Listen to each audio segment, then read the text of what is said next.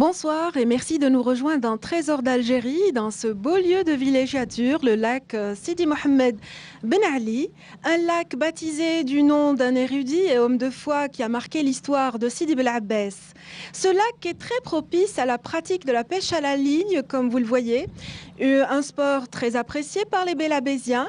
Et d'ailleurs, c'est le moment pour moi de me taire pour ne point perturber toute une faune faite de poissons, mais aussi d'oiseaux migrateurs que vous pourrez voir dans un petit moment sur notre plateau de Trésor d'Algérie. Mais avant, place à l'image et place à l'initiation pour moi, car je vais m'essayer au moulinet. L'on se retrouvera tout de suite après ce reportage qui montre toute la beauté des reliefs et de la nature généreuse à Sidi Bel Abbès. À tout de suite.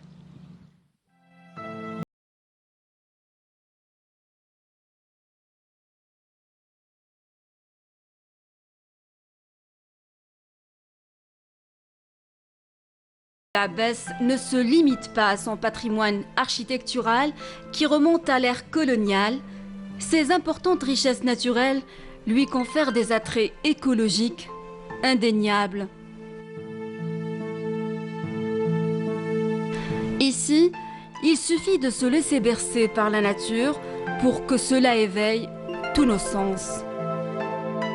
Et c'est précisément au mont de Tessala, une vingtaine de kilomètres de Sidi Bel Abbès, que nous faisons notre première escale. Le mont de Tessala, il a une importance capitale pour la wilaya de Sidi Bel Abbès. C'est un point stratégique du point de vue forestier et du point de vue environnemental, c'est-à-dire touristique. Donc ce mont a l'aspect géographique. Il est situé au nord de la wilaya de Sidi Bel Abbès. Il a une formation végétale qui est constituée d'un peuplement naturel, et accompagné de certaines espèces introduites comme le pin d'Alep et l'eucalyptus. Donc je disais tout à l'heure, l'espèce prédominante, c'est le chêne vert.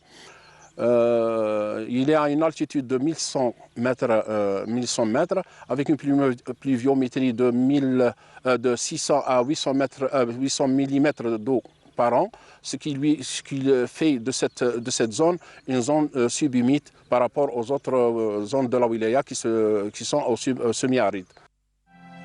Située à plus de 1000 mètres d'altitude, cette imposante chaîne montagneuse qui porte le nom de Tessala, un nom d'origine berbère qui signifie la montagne, a joué un grand rôle à travers l'histoire. Selon Ibn Khaldoun, le roi mérénide de Fès, Abou al-Hassan, séjourna dans ces monts entre 1331 et 1332, durant ses péripéties guerrières avec le royaume de Tlemcen. Il y avait trouvé les sources d'eau nécessaires, les forêts pour le bois, ainsi que le gibier. Autant dire que Tessala renferme un site naturel féerique avec une richesse faunistique et floristique exceptionnelle. La conservation des forêts de la wilaya de Sidi Bel Abbès donne une priorité très importante à ce site parce que c'est un site vulnérable. Il est c'est-à-dire fréquenté généralement par toute la frange de la population de la wilaya de Sidi Bel Abbès. D'ailleurs, comme vous l'avez vu, nous avons un poste de vigie spécial. On a prévu une forêt récréative au niveau de cette zone. Mais il y a aussi le projet que M. le Wali a initié personnellement et qui tient beaucoup, c'est le téléphérique de la wilaya qui va c'est-à-dire relier le mont de Tessala au lac de Sidi Mohamed Ben Ali.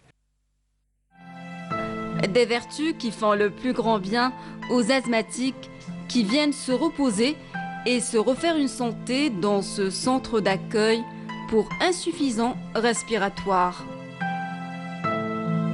Des paysages à couper le souffle qui ont poussé cet investisseur à penser à monter un projet touristique en plein cœur de la nature.